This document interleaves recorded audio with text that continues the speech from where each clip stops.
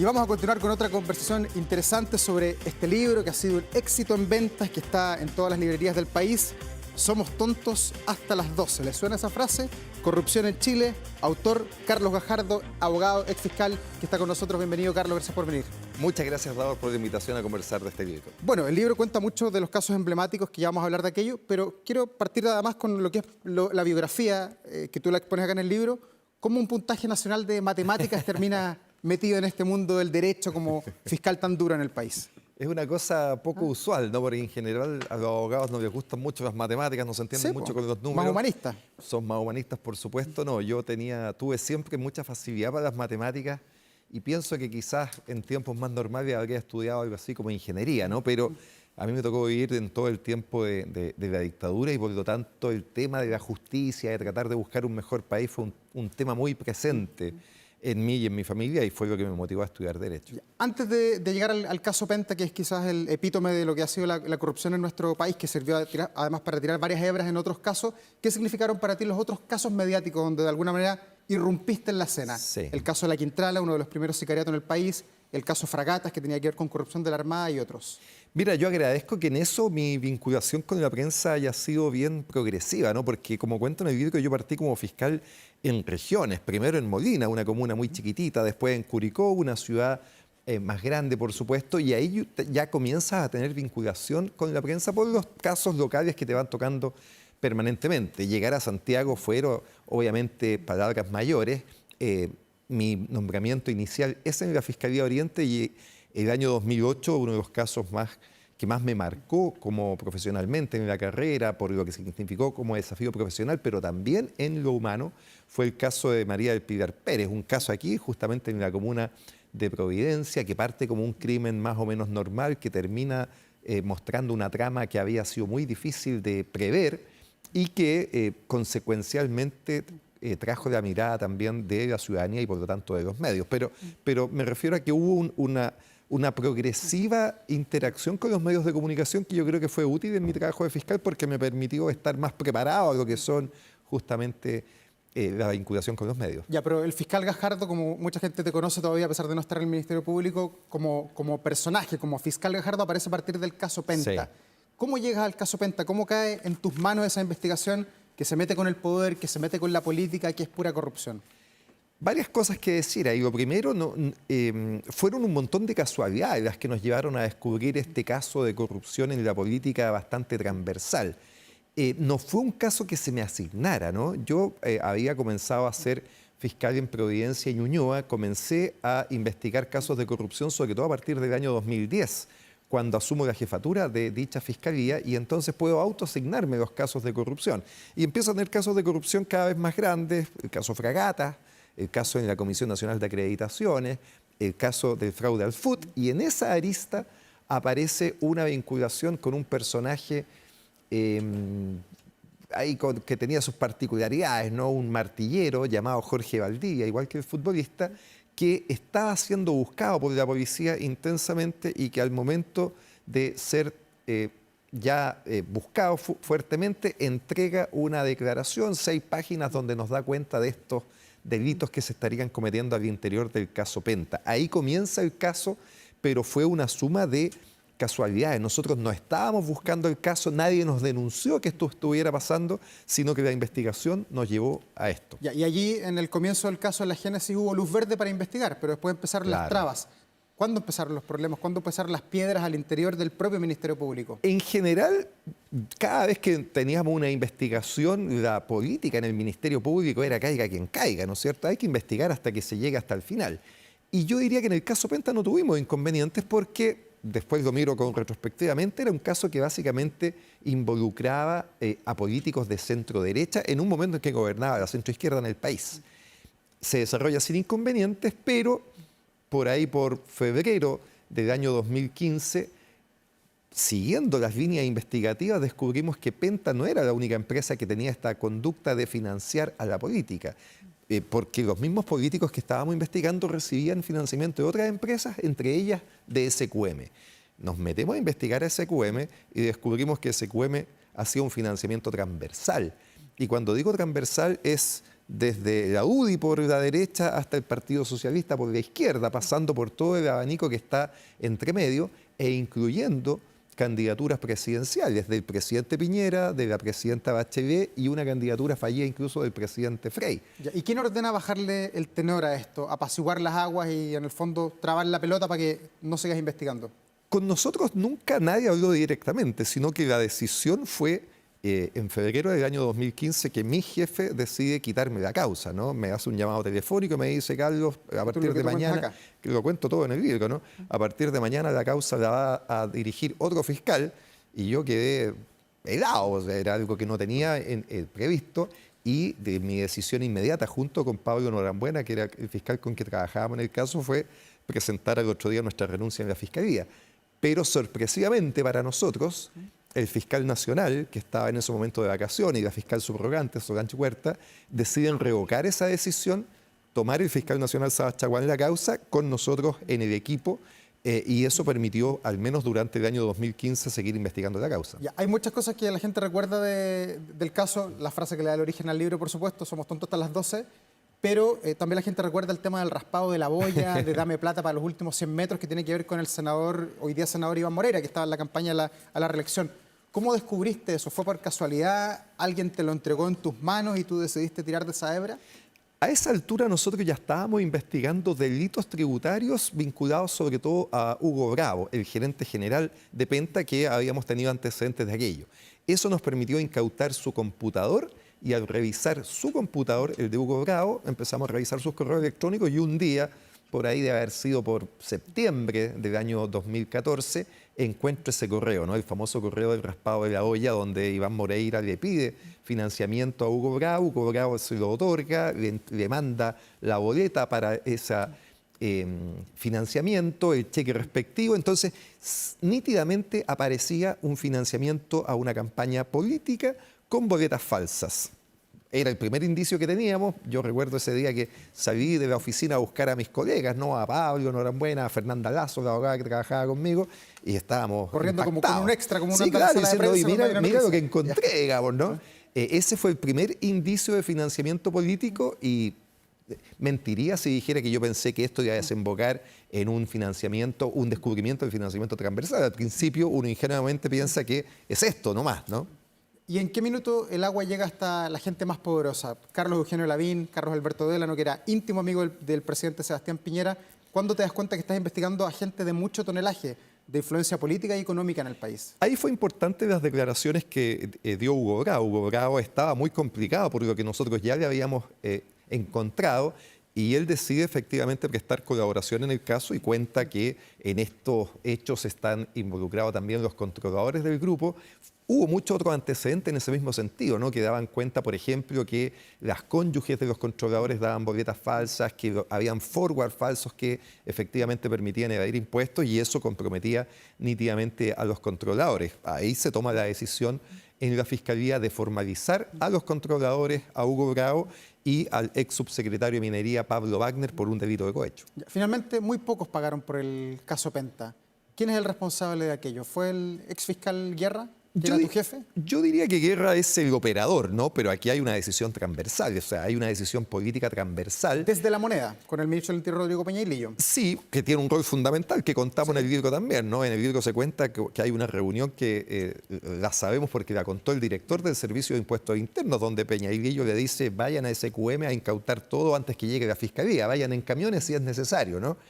Pero aquí lo que hubo, Daor, fue una convergencia transversal, o sea, a la clase política en su conjunto no le convenía que esto se siguiera investigando, y yo diría que se operó de dos maneras. Por un lado, se intervino el Servicio de Impuestos Internos, se cambia al director y al subdirector que estaban haciendo el trabajo, Michelle Llorrat y Cristian Vargas. Esa decisión la toma el Ejecutivo en su momento, y luego, a fines del año 2015, vencía el periodo del fiscal nacional Sabas Chaguán. El nuevo fiscal nacional tenía que ser nombrado por la clase política, por el Senado, básicamente, ¿no? Hay una quina que primero se elabora, después el presidente, la presidenta Bachelet elige a uno, pero es el Senado el que da el pase final, y ese Senado transversalmente puso sus condiciones.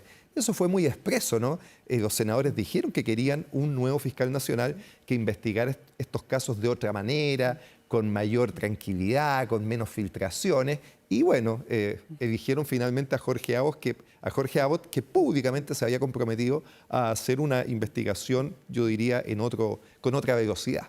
Te quiero plantear una pregunta que le da el nombre a uno de los capítulos. ¿Por qué los poderosos delinquen en Chile? ¿Por qué delinquían los poderosos? No, los poderosos delinquen porque en general buscan siempre estrategias para ganar más, aprovechar más. Esto lo ve uno en un montón de situaciones, ¿no? Evadir impuestos, por supuesto. Acaba de haber una condena contra un exministro, Gabriel Ruiz Tagle, por uso de información privilegiada. En la medida en que hay dinero y hay posibilidades de obtener dinero sin pagar, siempre va a estar el incentivo para delinquir. Lo hemos visto también con funcionarios de este gobierno, ¿no? El caso Fundaciones, donde hay una oportunidad para apropiarse de dinero, pocos controles, va a estar... La ocasión hacia el ladrón, La como dice el ocasión dicho. hacia el ladrón, y por eso es tan importante tener buenos controles y buenas investigaciones y buenos castigos. La única manera de disuadir es que tú te tomes en serio que efectivamente si cometes estas conductas vas a tener un castigo proporcional a la gravedad de las conductas. Ya, ¿y sientes que la investigación que tú hiciste junto a Pablo Norambuena y otros equipos de la Fiscalía cambió de alguna manera la judicatura, la forma de enfrentar el cómo Chile hoy día se pone frente a estos problemas de corrupción? En corto, ¿Chile del 2025 es mejor que el 2015 o todavía hay espacio para corrupción en Chile? Hay algunas herramientas que son mejores, pero seguimos teniendo muchos déficits. Yo diría que el caso Penta, SQM y Corpesca mostró mucha verdad, se supieron muchas cosas, cómo se financiaba la política, la relación entre las empresas y el poder, pero junto con esa mucha verdad hubo muy poca justicia, muy poco castigo. Después del caso Penta ha habido una serie de modificaciones legales, se aumentaron las penas del cohecho, cambió la legislación sobre financiamiento electoral, se dictó la nueva ley de delitos económicos que intenta deliberadamente terminar con las clases de ética, ¿no? Esa es la manera en que esa ley se promulgó. Pero sigue habiendo un gran flanco que tiene que ver con la debilidad institucional. Seguimos teniendo instituciones, y hablo de Poder Judicial y Fiscalía, que en general tienen poca autonomía e independencia respecto del poder político. Para eso es fundamental hacer cambio en el sistema de nombramientos, y de eso nada se ha hecho en los últimos 2 gobiernos. Pero siento que el Ministerio Público hoy día está mejor. Tu cuenta allí que te llevabas muy mal con tus jefes, con Alberto Ayala, con Manuel Guerra, para qué decir, si quieres podemos hacer un capítulo entero de aquello, y con el fiscal Jorge Abbott. ¿Hoy día el Ministerio Público es más independiente o todavía hay miradas políticas al interior? Y lo que pasa es que el sistema de nombramiento sigue siendo el mismo, ¿no? Tú para llegar a ser fiscal nacional, lo vimos en la última elección, ¿no? El fiscal Valencia fue la tercera opción. Hubo 2 candidatos previos que no fueron votados. El fiscal Valencia fue elegido en un proceso de mucha fricción.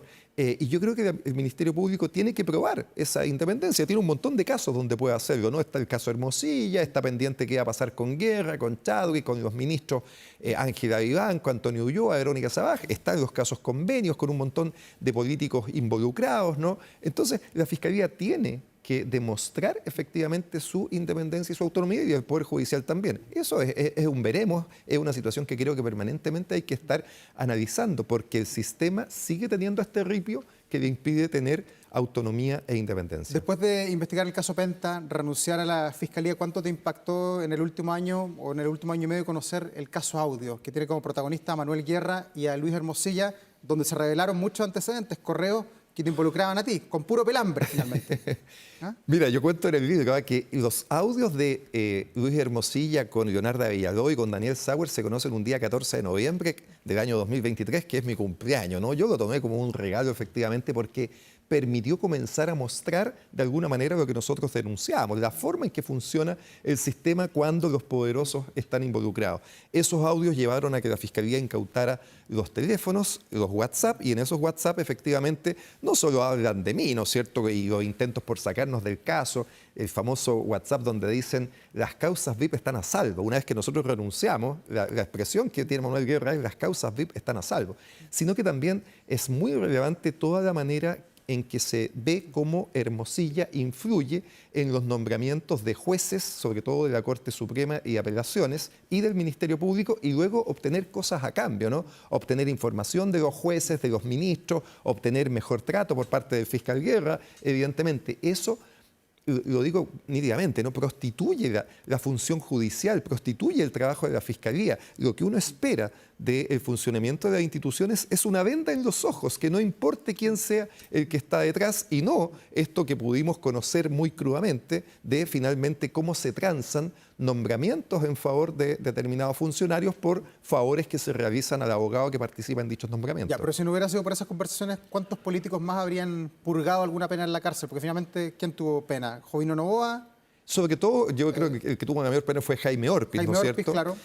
Porque ahí hubo una decisión de llevar el caso a juicio oral, que era lo que correspondía.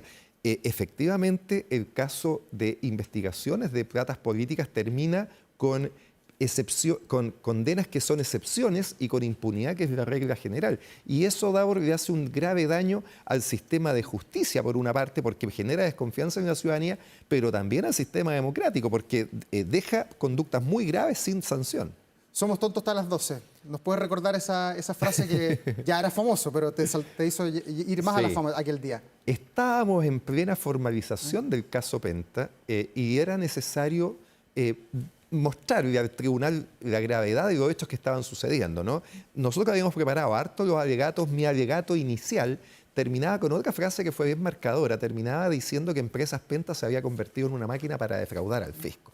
Pero después venía la réplica de los abogados de las contrapartes, y la réplica de esos abogados básicamente consistió en tratar de decir que los controladores del Grupo Penta no sabían lo que estaba pasando al interior de la empresa.